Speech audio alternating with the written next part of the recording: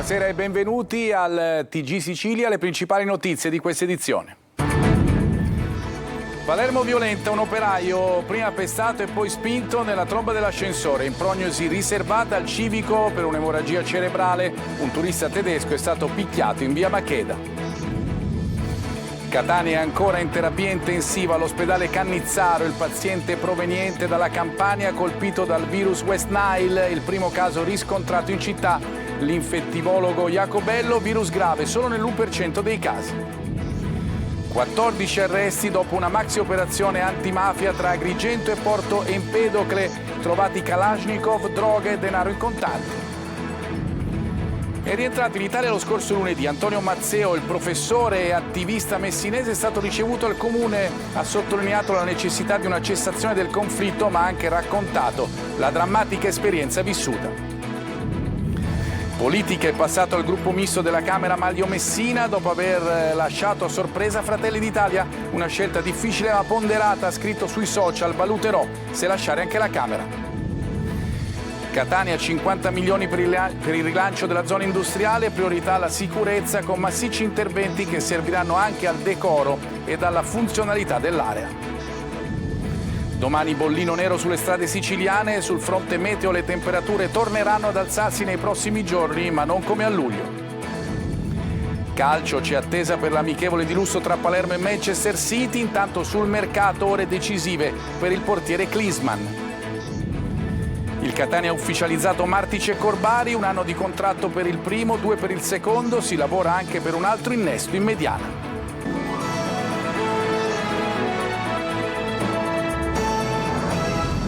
Di nuovo bentrovati, come avete sentito dai titoli, è di nuovo violenza nel centro di Palermo. 2 gli episodi avvenuti alla Vucciria, un operaio è stato prima pestato e poi spinto nella tromba dell'ascensore. È in prognosi riservata all'ospedale civico. Nel salotto buono di via Macheda invece è stato aggredito un turista. Maglio Viola. Ancora violenza a Palermo. 2 diversi episodi sono avvenuti in diverse aree del centro storico della città. Il bilancio finale è di un uomo grave in ospedale, un turista refertato ma non grave e 2 extracomunitari in stato di fermo mentre si cerca una terza persona. L'episodio peggiore è il ferimento di un operaio, prima pestato, poi spinto giù per la tromba dell'ascensore. È successo in via Coltellieri, nel quartiere della Vucciria, dove l'operaio stava smontando un ponteggio precedentemente usato per smontare le antenne televisive dello stabile. Proprio per questa operazione è nata una discussione con alcuni condomini. Dalle parole si è passati ai fatti e poi la situazione è degenerata. Sono volati calci e pugni. Alla fine qualcuno ha spinto l'operaio, che è precipitato nel vano ascensore che era aperto. Il malcapitato, un 51enne, è in prognosi riservata all'ospedale civico, dove gli hanno riscontrato una emorragia cerebrale. In strada, nei pressi di via Macheda, a scopo di rapina, invece il secondo episodio. Un turista tedesco è stato accerchiato mentre stava rientrando in albergo e aggredito da 2 tunisini e un marocchino che volevano rubargli il borsello. L'uomo ha resistito ed è stato picchiato, il tutto solo per 13 euro.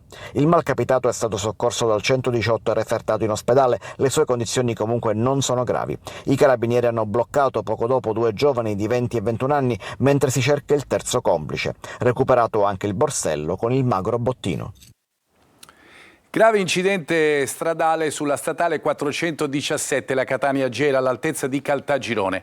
A scontrarsi sono stati 4 veicoli, 2 auto e 2 mezzi pesanti, il cui impatto ha provocato 2 morti e 5 feriti, alcuni dei quali versano in gravi condizioni. Sul posto sono intervenuti carabinieri e municipale di Caltagirone, oltre all'elisoccorso. Oggi pomeriggio, intorno alle 17:30, un camion ha perso il controllo ed è precipitato da un cavalcavia dell'autostrada A19 Catania-Palermo nei pressi dello svincolo di Gerbini in territorio di Paternò, direzione Catania. Incidente probabilmente causato dallo scoppio di uno pneumatico. Il conducente del tir è rimasto gravemente ferito. Sul posto è intervenuto un elisoccorso. Il tratto dell'autostrada è chiuso al transito in entrambe le direzioni. Solo 3 giorni fa un altro tir era precipitato da un viadotto della A19 provocando un vasto incendio, in quel caso il conducente era morto. E sempre in terapia intensiva all'ospedale Cannizzaro di Catania il paziente colpito dal virus West Nile. Nel servizio di Lorena Dolci l'intervento anche di Jacobello, l'infettivologo, che dice virus quasi sempre benigno e grave solo nell'1% dei casi. Sentiamo. È ancora in gravi condizioni il 74enne originario di Caserta che mentre si trovava in vacanza a Catania ha accusato i sintomi del virus West Nile. L'uomo, malato oncologico, è ricoverato nel reparto di terapia intensiva dell'ospedale Cannizzaro. È il primo caso di West Nile in Sicilia sull'uomo. Il paziente si era presentato al pronto soccorso accusando la vista sdoppiata, uno dei sintomi tipici, e febbre oltre 41 gradi. I medici hanno così accertato che si trattava proprio di West Nile. Con questo salgono a 89 i casi del virus segnalati in varie regioni, 9 i decessi, quasi tutti tra pazienti fragili. Numeri, assicurano gli esperti, al momento sotto controllo, insomma non si può certo parlare di epidemia, anche perché l'infezione non si trasmette da persona a persona, ma solo attraverso le punture delle zanzare. La malattia si manifesta con una sintomatologia nella maggior parte delle volte benigna, simile influenzale, con manifestazioni artralgiche e a volte anche rasci cutanei. Nei casi più gravi, che attengono per la verità a soggetti immunocompromessi con patologie oncologiche, oncoematologiche o sottoposti a terapie immunosoppressive, la malattia può diventare particolarmente severa, con un coinvolgimento principale del sistema nervoso centrale. Ciò avviene soltanto nell'1% dei casi. Ad oggi non sono disponibili vaccini o terapie preventive, per questo l'importante è proteggersi con zanzariere e repellenti, evitando di stare vicino a zone infestate. Maxi operazione antimafia tra Agrigento e Porto Empedocle. Colpiti i vertici dei clan locali, 14 gli arresti, trovati Kalashnikov, droga e 40.000 euro in contanti. Davide Sardo. Un duro colpo alle famiglie mafiose di Agrigento. I carabinieri hanno eseguito 14 ordinanze di custodia cautelare in carcere su richiesta della Procura distrettuale antimafia di Palermo. 13 dei destinatari erano già detenuti, arrestati nel blitz lo scorso 10 luglio. Le misure rientrano nella maxi inchiesta sulle cosche di Villa Seta e Porto Empedocle, già sfociate in 3 operazioni tra dicembre e luglio. Droga, metodo mafioso, attentati incendiari e intimidazioni a colpi d'arma da fuoco. Nel mirino case, un panificio e una frutteria. Ai vertici dei 2 clan, secondo gli inquirenti, gli empedoclini James Burgio e Salvatore Prestia e gli agrigentini Pietro Capraro e Gaetano Licata. A loro è contestata anche l'aggravante di essere promotori e capi dell'organizzazione. Durante le perquisizioni sono stati sequestrati un Kalashnikov con 2 caricatori, 16 panetti di hashish, un giubbotto antiproiettile, 2 caschi e oltre 40.000 euro in contanti ritenuti ingiustificati. Secondo gli investigatori, la rete era ben strutturata e operava con logiche mafiose. Un'operazione che segna un ulteriore passo avanti nella lotta alla criminalità organizzata nel cuore della provincia di Agrigento. L'attivista messinese Antonio Mazzeo, rientrato in Italia dopo il sequestro dell'imbarcazione da parte della Marina israeliana, è stato ricevuto oggi dal sindaco di Messina. Ha raccontato il drammatico momento in cui i soldati sono saliti sull'Andala. Sentiamo Francesco Triolo. Il rientro in Italia lo scorso lunedì. Antonio Mazzeo, il professore attivista messinese che per 24 ore è stato fermato dall'esercito israeliano insieme all'equipaggio della nave Andala della Freedom Flottiglia, diretta a Gaza per portare aiuti umanitari alla popolazione, è stato ricevuto al comune di Messina dal sindaco Federico Basile. Nel corso dell'incontro l'attivista ha sottolineato la necessità di una cessazione del conflitto, ma ha anche raccontato l'esperienza vissuta a bordo della nave quando sono saliti i militari dell'esercito israeliano. Ho guardato i volti dalla 35, l'avete visti super armati, questi Robocop, le truppe d'élite delle forze armate israeliane, i Marines, le forze di sbarco. Io li ho guardati, avevano 20 anni, 19 anni, 18 anni. Erano dei ragazzini, erano delle ragazzine. Io ho esattamente visto gli occhi delle mie alunne e dei miei ex alunni di scuola. Ecco, e questa cosa lo dico con tutta sincerità, ecco, quella è stata una grande sofferenza, perché ho capito cosa significa la banalità del male. Il sindaco Basile ha espresso parole di riconoscenza per l'impegno dell'attivista, augurandosi che il messaggio di pace e solidarietà lanciato da questa missione possa contribuire a sensibilizzare l'opinione pubblica. E lo dobbiamo fare in tutti i modi. E lo dico da insegnante, a partire dalle scuole, a partire dal lavoro che facciamo a scuola, di renderci conto che nulla è automatico e che, attenzione, quelli che noi oggi troviamo dei ragazzini modello straordinari, in un clima di guerra, in un'intossicazione ideologica, possono diventare macchine di morte.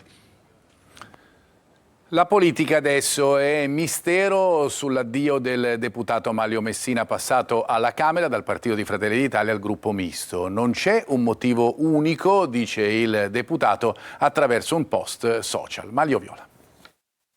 Il mistero dell'addio di Amalio Messina. È piovuta come un fulmine a ciel sereno, o forse non proprio a ciel sereno, la decisione dell'ex assessore al turismo della regione siciliana, nonché ex vice capogruppo di Fratelli d'Italia alla Camera, di lasciare il partito e andare al gruppo misto. Immediata è iniziata la caccia al motivo, e di motivi potrebbero essercene tanti. Si è parlato della vicenda Oteri, uno dei suoi travolto nel siracusano dalle polemiche, che è andato via dal partito. Si è parlato dell'apartheid in cui vivono in queste ore, in questi giorni, gli uomini e le donne della corrente turistica del partito dopo indagini, scandali e processi sommari sui giornali. Ma di mezzo ci sono anche questioni di carattere personale che sono finite in processi per diffamazione, come la fake liaison con la Premier. Dopo 8 ore di silenzio, però, con un post social Messina parla, ma per dire soltanto che non dirà nulla. In queste ore ho sentito dire di tutto e di più sulle ragioni che mi hanno portato a questa decisione, ma vi deluderò, non c'è un motivo unico, non c'è un colpevole o un episodio preciso. Oggi ho compiuto l'ultimo atto d'amore per la mia comunità, dice, perché l'amore non è soltanto saper rimanere, è anche riconoscere il momento in cui bisogna lasciare andare. Adesso continuerà a riflettere, perché sta pensando anche di dimettersi da deputato, perché non ha intenzione di raccontarlo a nessuno, neanche agli amici, ma pur se dice che nulla è successo, qualcosa sarà pure accaduto. La pagina sindacale adesso, la vicenda Almaviva, scattano i licenziamenti per i 387 dipendenti del call center. I sindacati chiedono alla Regione di attivare al più presto i numeri di emergenza dove i lavoratori rimasti a casa potrebbero tornare ad un impiego. Lorena Dolci. Le prime lettere sono già partite. Scattano oggi i licenziamenti per i 387 lavoratori del call center Almaviva che si erano occupati del servizio emergenza Covid durante la pandemia. 275 a Palermo e 112 a Catania. È finita nel peggiore dei modi. Rottura della trattativa e mancata proroga della cassa integrazione. La trattativa a livello nazionale si è rotta perché l'azienda, a fronte di una proroga di cassa integrazione per 3 mesi e mezzo, chiedeva una firma da parte delle organizzazioni sindacali sul licenziamento immediato di tutti i lavoratori. La rottura ha come primo effetto l'uscita di scena del governo nazionale dall'avvertenza, che adesso ricade sulle spalle della regione, a cui da anni i sindacati propongono soluzioni senza vedere fatti concreti. Noi dalla Regione Siciliana ci aspettiamo che venga creato immediatamente il bacino di crisi che possa mettere in sicurezza i lavoratori licenziati da Almaviva Contact. Questo bacino di crisi sarebbe funzionale a far assumere poi queste persone e ricollocarle nei progetti che sono stati messi in campo dalla Regione Siciliana, che dovrebbero arrivare a compimento nei prossimi mesi, che sono quello del 116-117, il numero unico per le cure mediche non urgenti, e nel progetto di digitalizzazione della pubblica amministrazione. Una strada tutta in salita, a meno di colpi di scena. Da oggi i lavoratori licenziati potranno contare soltanto sulla NASPI di 2 anni come ammortizzatore sociale. L'incubo è diventato realtà. A Catania adesso 50 milioni di euro a disposizione per il rilancio della zona industriale. Priorità alla sicurezza con massicci interventi sulle strade. Obiettivo puntato anche sul decoro e sulla funzionalità dell'area. Tonino De Mana. L'Europa fa la sua parte, la regione siciliana destina 50 milioni di euro e il comune di Catania ne trae giovamento, riservandoli alla sicurezza, al decoro e alla funzionalità della zona industriale, le cui aziende con migliaia di lavoratori producono PIL e ricchezza. È una notizia attesa da decenni. Confindustria parla addirittura di evento storico e l'assessore alle attività produttive Tamaio conferma. Venire qui oggi, stabilire un cronoprogramma di interventi, avere già il finanziamento, abbiamo già dato l'anticipo.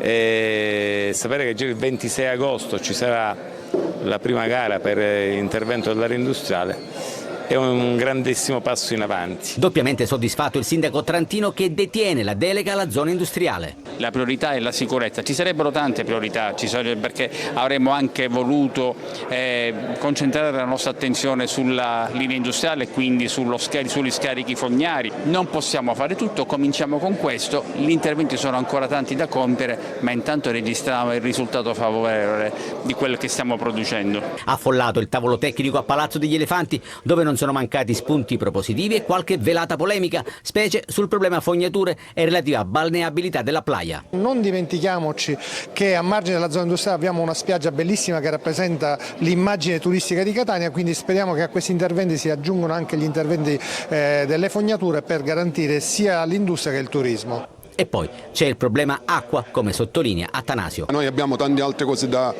richiedere, a partire dalla rete fognaria, ma anche dalla rete che porta l'acqua, ad esempio alla conduttura dei vigili del fuoco. Tra qualche giorno i bandi di gara e poi i lavori. L'obiettivo è rendere sicura, funzionale ed attrattiva la zona industriale di Catania.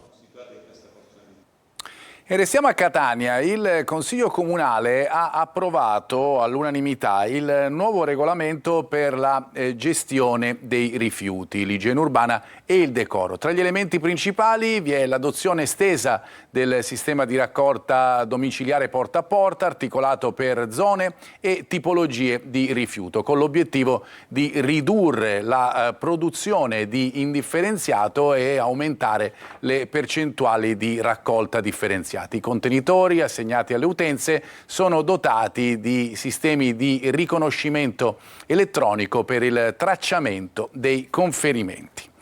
Oggi, primo giorno di agosto, che ovviamente comincia con il sole, le temperature torneranno ad alzarsi, ma non come a luglio, e favoriranno l'arrivo dei turisti e le gite al mare. Domani intanto bollino nero sulle strade dell'isola. Francesco Triolo. L'esodo estivo entra nel vivo. Il primo weekend di agosto è da sempre considerato quello più difficile dal punto di vista della mobilità. Saranno 13.155.000, secondo l'osservatorio di ANAS, i mezzi in movimento sulle autostrade italiane. Quelle siciliane non fanno eccezione. Previsto il bollino nero per il sabato, con le difficoltà maggiori che si attendono in prossimità delle località di villeggiatura al mare, e poi la domenica sera bollino rosso per i rientri nelle città. Sia sulle autostrade gestite da ANAS che da quelle di Autostrade Siciliane saranno chiusi o sospesi tutti i cantieri non indispensabili. L'intensificazione della circolazione in Sicilia potrà riguardare i principali tratti della A18 Messina-Catania, le autostrade A19 Palermo-Catania e la A29 Palermo-Mazzara del Vallo. Previsto il divieto di transito dei veicoli pesanti dalle 16 di venerdì sino alle 22 di domenica.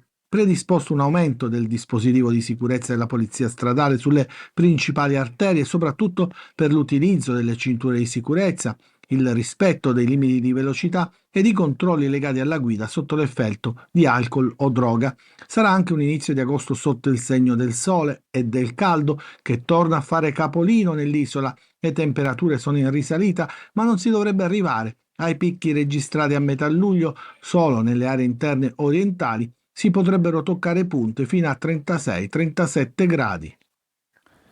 Sbanda con l'auto e finisce in mezzo ai binari della tratta Palermo-Messina. È successo a una donna di 66 anni che stava guidando sulla statale 113 all'altezza di Cefalù.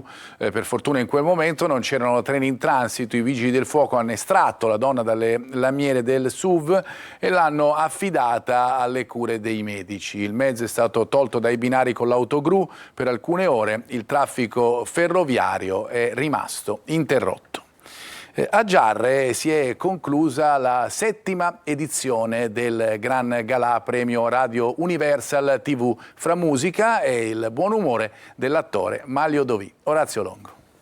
Musica, social dance, bellezza e il buon umore di Manlio Odovi col suo Facce Ride Show. Tanta partecipazione di pubblico per la serata che ha chiuso la 7ª edizione del Gran Galà Premio Radio Universal TV in Piazza Duomo a Giarre. Siamo felici veramente perché è un evento culturale, anche e soprattutto perché la nostra associazione si prefigge proprio questi scopi culturali. A presentare l'evento Ruggero Sardo, ad esibirsi Gold Ensemble, Joe e Rina e le sfilate spose e cerimonia dell'atelier Lady Grazia col trucco curato dall'Ars Scuola di formazione professionale.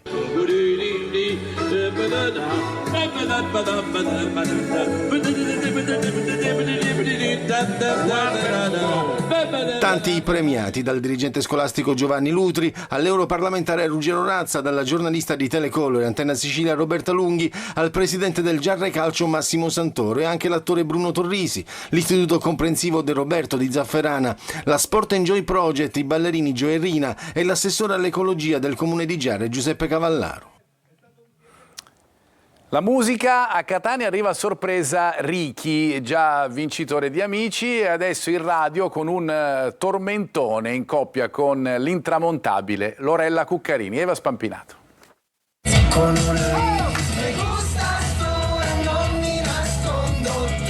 Arriva così, saltellando in mezzo al pubblico come se fosse uno di loro. Si unisce alla coreografia e inizialmente nessuno capisce che a ballare sui passi di Cha Cha Twist è proprio chi quella canzone la canta, in featuring con l'intramontabile e sempiterna Lorella Cuccarini.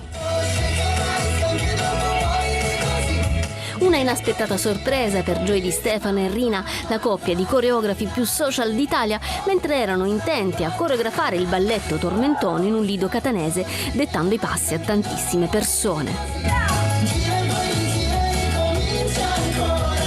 Canotta smanicata, bermuda di jeans, sneakers e sorriso contagioso, Ricky conquista tutti e mostra anche doti da provetto ballerino. Adesso noi ci fermiamo, una piccola pausa per noi, ritorniamo fra poco con lo sport.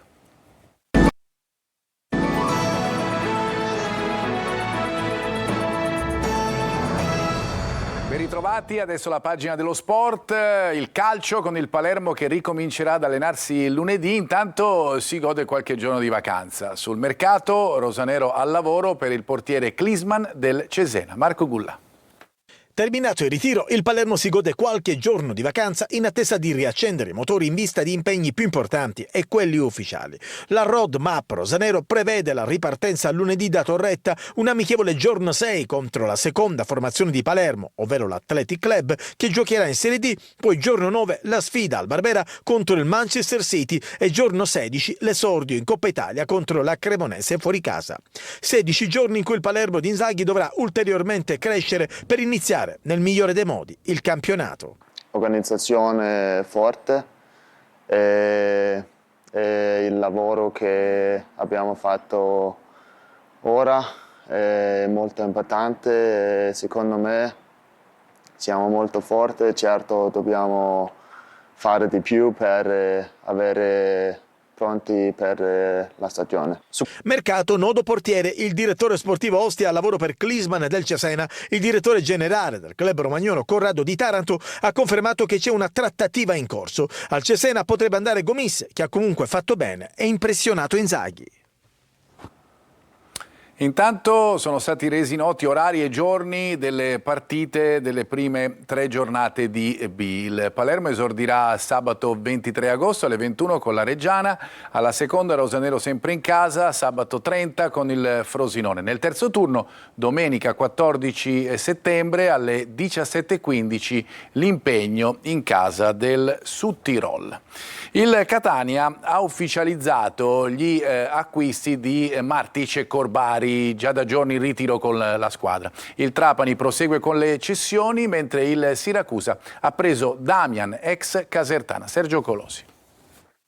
Manuel Martic e Andrea Corbari, da giorni nel ritiro di Norcia, sono ufficialmente 2 nuovi calciatori del Catania. Martic, che si è legato al club rossazzurro fino al 30 giugno 2026 con opzione per la stagione successiva, è un difensore austriaco 29enne che ricopre anche il ruolo di centrocampista. Cresciuto in patria, ha militato esperienze calcistiche in Croazia, Ungheria e Finlandia, laureandosi campione con l'Helsinki. Presenze anche in Champions e in Europa League. In Italia, tra Legnago e Lecco dallo scorso gennaio, ha totalizzato totalizzato 58 presenze e 8 reti, un lusso per la terza serie. Andrea Corbari, centrocampista di 31 anni, ha firmato per 2 stagioni. Corbari ha vinto il campionato di Serie C con la Virtus Entella, dove ha collezionato 111 partite, 17 gol e 3 assist. In precedenza con il Piacenza 58 presenze con 14 reti e 4 assist. Imminente la rescissione di Peralta. Definiti date e orari delle prime 7 giornate. Esordio il 24 agosto alle 21 al Massimino contro il Foggia. Sabato 30 alle 18 trasferta a Cava dei Tirreni. Di sabato anche il turno successivo, il 6 settembre alle 20:30 al Massimino contro il Monopoli. Cosenza Catania alla quarta giornata si disputerà domenica 14 alle 15. 3 gare in 9 giorni tra la quinta e la settima d'andata. Sabato 20 alle 17:30 al Massimino con il Sorrento. Derby a Trapani alle 20:30 nel turno infrasettimanale di mercoledì 24 e domenica 28 settembre alle 17:30 trasferta a Cerignola. Il Trapani, che esordirà sabato 24 agosto a Casarano, ha ceduto il difensore Daniele Bolcano alla Cavese. In casa Siracusa contratto biennale per l'ex Messina Filippo Damian, 29 anni, nelle ultime 2 stagioni a Caserta. Prima gara degli azzurri in C lunedì 25 agosto a Salerno. Un'altra breve pausa per noi, ci vediamo fra poco. Amici di Qui Studio.